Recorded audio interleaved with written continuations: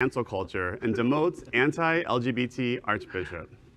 Speaking before diplomats from 183 countries accredited to the Holy See, and without a hint of irony, Pope Francis described cancel culture as, quote, a form of ideological colonization, one that leaves no room for freedom of expression. That under the guise of defending diversity, it ends up canceling all sense of identity, end quote.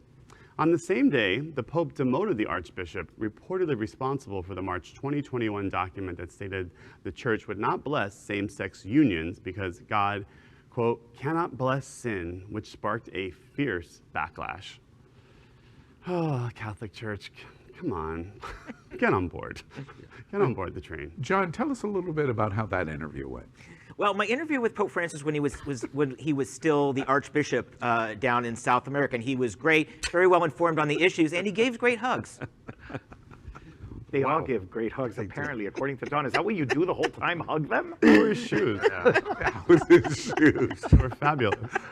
What do y'all think about him walking back in this way, that he walks back the Vatican statement that took place last March? We reported on this extensively at Queer News Tonight, that it was a statement of what the Catholic Church was continuing to say about our community, and the disappointment of the Pope saying it along with him, because he was identified as the representation of the statement. Now we find out that he wasn't the representation of the statement. We don't know the direct involvement he had, but it seems like he's pulling it back by taking these actions. What do y'all think about that? I think that it just shows the complexity of everyone and how media can spin things.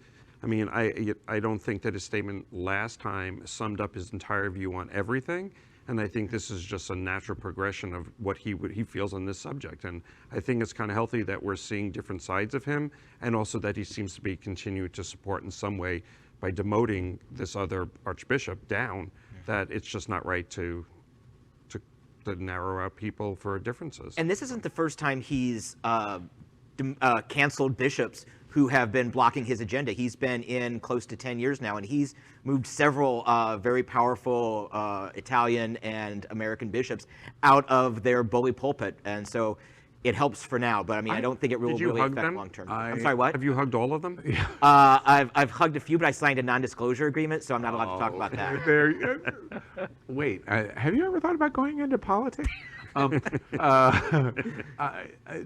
Are we projecting our desire of what we want from the Pope? Are we doing that, or are we seeing real rays of positive light? Well, I think he's giving us the nuggets, the morsels that we need to be able to project. I mean, we haven't ever been able to do that before. So even we may be projecting, but at least he's giving us something to project upon.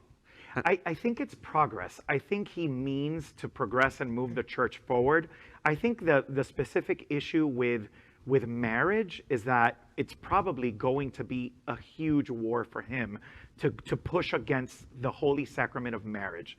So I kind of get where he stands with that. I don't agree with it in any way, shape, or form, but I think he tries to do what he can do to push us forward with what he has the power to do right now. You know, I'm sorry, go ahead. It's okay. I just feel like he's cracked the door, that he's under so much pushback from so many others in this establishment that is so old, that just by cracking it a little bit, he's letting the light in, but I don't think he can make major progress. And right now, it's got to be slow chip away. I mean, this is thousands of years of, you know, of built-in stigma. I think we have to realize that the organized religion is a business, and you need to keep expanding the business. So opening the door to the LGBTQ community is a way for them to continue to have a way in with our community. But I asked Pope Francis to get out there and make your voice a little stronger in support of our community. The reason I ask about the projection question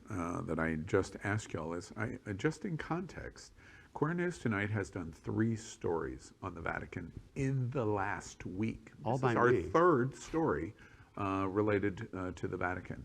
We've reported this about the Pope talking about cancel culture.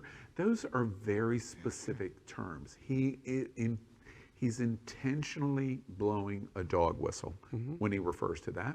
He demotes this anti-LGBT Archbishop, and specifically in relation to what the statement was made last spring on sin and our community. And we've also reported his recognition of the nun that led the LGBT programs in the ministry that the church specifically prior to criticized so severely. And he's come back to recognize her for her efforts in the community. These are dog whistles he's blowing. And a pope doesn't have to do that. He could just go, I'm going to ignore it completely. Instead of ignoring it completely, he's talking about many things in very positive ways. And let's hope it continues. LGBTQ plus news is vital for our community and for the broader world as a whole. We have enough enemies at Fox News. Tucker, Sean, and Laura are loud. We need passionate allies. Happening Out Television Network, Queer News Tonight, and It's Happening Out are literally out of the closet and into the headlines. Our community needs your support. Like this broadcast and subscribe now to ensure the growth of the entire LGBTQ